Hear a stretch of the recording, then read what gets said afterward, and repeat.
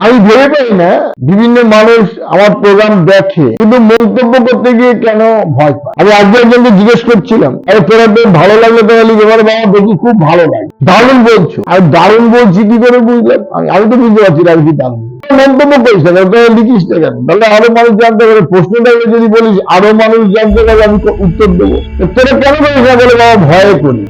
জয় ঠাকুর শ্রীরামকৃষ্ণ, জয় ঠাকুর শ্রীরামকৃষ্ণ, জয় ঠাকুর শ্রীরাম। আমি তোমাদের এই কালী কথা পর্বে এর আগে আমি দুটো এপিসোডে আমি তোমাদের কিছু বলার চেষ্টা করেছি। কালী সম্বন্ধে আমাদের ধারণা, আমাদের সকলের যে ধারণা, যে একটা অবয়ব নারী মূর্তি, এবং সেটা মানে খুবই ভয়াবহ একটা চিত্র, যেখানে 4 হাত, বিবস্ত্রা, দিগম্বরী, এলোকেশী, গলায় মুন্ডমালা, আর 4 হস্তে আশীর্বাদ, অভয়, খড়গ, এবং একটি নরমুণ্ড ধরে আছে। তলায় সব শিব সব রূপে বিরাজ করছে। মানে একটা বিভীষিকাময় কালী বলতে। আবার কালী বলতে তাকে বোঝায় কিরকম, মা স্বয়ং নানা অলঙ্কারে সজ্জিত হয়ে সামনে দাঁড়িয়ে আছে, মা ভবতারিণী। এই যে মায়ের সম্বন্ধে যে একটা ধারণা, যে কালী হলে এরকম হবে, শিব হলে এরকম দেখতে হবে, নারায়ণ যদি ভগবান হয় তাকে এরকম দেখতে হবে, চতুর্ভুজ, শঙ্খ চক্র গদা পদ্ম হলে নারায়ণ হবে, গণেশ বাবা হলে তার একটা সুর থাকবে, মা লক্ষ্মী হলে ঝাঁপি থাকবে, সরস্বতী মা হলে বীণা থাকবে। মানে একটা আমরা বিভিন্ন মায়ের যে রূপ সেটা অবয়ব তৈরি করে নিয়েছি কল্পনার জন্য। আমাদের কালীও সেটা একটা অবয়ব, নারী মূর্তির তৈরি। কালী আমি বলেছি, কালী কথাটাই এসছে, আমি একটু আগেরটা বলে নিই তাহলে তোমাদের সুবিধা হবে। কালী বলেছি যে কাল, কার কাল? কাল মানে কি? কাল মানে অতীত, এবং অতীত মানে ইতিহাস। যেগুলো কারোর ইতিহাস যেটা হয় সেটা কাল। আর এই কাল সর্বদাই ইতিহাস সর্বদাই লুকানো থাকে, লুকানো, তাকে অন্বেষণ করতে হয়, খুঁজে বার। ঠিক তেমনি এই প্রকৃতির কাল, তাই তিনি প্রকৃতির ইতিহাস। আমি বলেছি তো, তার আমি ব্যাখ্যা দিচ্ছি। আগের এপিসোড গুলো যদি তোমরা দেখো তাহলে তোমাদের পরিষ্কার হয়ে যাবে যে আমি কি বলতে চাই। কিন্তু বলার আগে তোমাদের একটা কথা বলবো, আমি কেন বলছি। সত্যিকারে কি তোমরা শুনতে চাও? ভালো লাগলেও মন্তব্য করো, খারাপ লাগলেও মন্তব্য করো, ভুল বললেও মন্তব্য করো।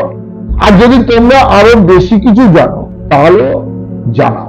ভারতবর্ষে বিভিন্ন ঋষি মুনি সিদ্ধ, আর বর্তমানে অনেক সাধু সন্তদের ভারতবর্ষ।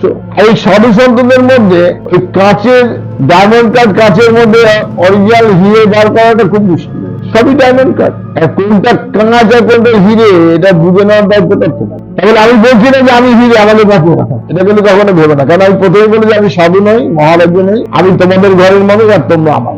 আমি ভেবে পাই না বিভিন্ন মানুষ আমার প্রোগ্রাম দেখে কিন্তু মন্তব্য করতে গিয়ে কেন ভয় পায়। আমি আজকে একজনকে জিজ্ঞেস করছিলাম, আরে তোরা তো ভালো লাগলে তো বলি এবার বাবা দেখি খুব ভালো লাগে, দারুণ বলছো। আর দারুণ বলছি কি করে বুঝলাম? আমি তো বুঝতে পারছি না আমি কি দারুণ মন্তব্য করিস না, তোরা লিখিস না কেন? তাহলে আরো মানুষ জানতে পারে। প্রশ্নটা যদি বলিস আরো মানুষ জানতে পারে, আমি উত্তর দেবো। তোরা যত প্রশ্ন করবি তার উত্তরও তো আমি দেবো। তাহলে আরো মানুষ তো জানতে হবে, শুধু নিজের জানা না, অনেকেই জানতে পারে। আর না যদি দিতে পারি প্রশ্নের উত্তর, তাহলে তো অন্তত হাততালি দিয়ে ব্যাঙ্গ করতে পারে, সেটাও তো একটা কাজ। তোরা কেন করিস না বলে বাবা ভয়ে করি, শুধু লাইক করি, ভয়ে করি না। ভয় তো কখনো জীবনে এগোনো যাবে না, ইতিহাসকে জানতে পারা যাবে না। ভয় থাকলে তো ঘরের বাইরেই যাওয়া যায়। ভয় কেটে বেরোতে হবে, জানার উৎসুকতাকে বাড়াতে হবে। আমরা যেটা জানি সেটা কি সত্যি জানা, না জানার পিছনে আর একটা জগৎ আছে জানা, সেটাকে সত্যটাকে জানতে চাই। আর এই সত্যটা জানানোর জন্যই কিন্তু আমি তোমাদের কথা বলছি। এখন আমার যে জানা সত্য, মা যেটা জানিয়েছেন সেটা আবার ঠিক কিনা আমি নিজেও জানি না। আমি যেটা জানি সেটা বলি। কিন্তু তোমরা যদি মন্তব্য করো, তোমরা যদি জানাও, তাহলে আমি এটুকু বলতে যে আমি সঠিক পথে যাচ্ছি, আমি ঠিক বলছি, মা আমাকে ঠিক বলা, ঠিক কিনা তোমরা বিচার করে দেখ। তাই তোমরা শুধু ঘন্টা দেবে না কি করে, এগুলো করো যা করো, কিন্তু তোমরা মন্তব্যটা ভালো লাগলে করো, খারাপ লাগলে করো, কোনো প্রশ্ন থাকলেও করো। তাহলে আমার ভালো লাগবে যে তোমরা অন্তত দেখছো এবং সত্যি বোঝাচ্ছে। তাহলে আমার বলার সার্থকতাটা সত্যি হবে। কারণ আমার যারা ভক্তরা, আমার যারা অনুগামী, তারা প্রত্যেকে আমি মনে করি যে জ্ঞানী এবং আমার নাতি নাতনিরা সারা ভারতবর্ষে সারা বিশ্বে আছে। তাই জন্য প্রত্যেকে তোমরাও যে বাবা বলছে বাবা ভালো, প্রণাম বাবা না করে মন্তব্য ভালো লাগলেও করো, খারাপ লাগলেও করো, বা কোনো প্রশ্ন থাকলে এখানে করো, আমি উত্তর দেবো। এইটার জন্য কিন্তু আমি এটা শুরু করেছি, কিছু আমার ভক্তদের মানুষের অনুরোধ। এই যে কালী, কাল, ইতিহাস, আমি অনেক কথা বলেছি, তার মধ্যে আমি বলেছি যে এই যে কালী যে অবয়ব, আমার অখণ্ড ভাবমা, এই অখণ্ড ভাবমা কেন বললাম? প্রশ্ন হবে তোমাদের যে মহারাজ আপনি কেন অখণ্ড ভাবমা বলছেন, এই ভাবমাটা কি করে হবে? তার আমি উদাহরণ তোমাদের দিচ্ছি, তোমরা বিচার করে নিলে। আমরা ভারতবর্ষের মানচিত্র দেখেছি, পশ্চিমবঙ্গের মানচিত্র দেখেছি, বিভিন্ন স্টেটের আলাদা আলাদা মানচিত্র আছে, ম্যাপ আছে, খন্ডিত ভারতবর্ষের ম্যাপ আছে, মানচিত্র আছে, অখণ্ড ভারতবর্ষের মানচিত্র আছে, লাইব্রেরিতে, ন্যাশনাল লাইব্রেরিতে আছে। এই যে অখণ্ড ভারতবর্ষের যে মানচিত্র, এর সঙ্গে আমাদের এই যে কালী, কাল, প্রকৃতির অভাবটা কি করে? তবে তাহলে আপনি কালী মূর্তির সামনে রাখো, আমি বলছি তাহলে মেলাবার চেষ্টা করো। ধরো কালী মূর্তি কিভাবে চারটে হাত আছে, প্রথমে বলো চারটে হাত, চতুর্ভুজ, একটা হাত কেমন, একটা হাত ইনি আশীর্বাদ করছেন, এটা কি পূর্ব দিকে ঊর্ধ্ব যে হস্ত, এই ঊর্ধ্ব হস্তটি উনি কি করছেন, আশীর্বাদ করছেন,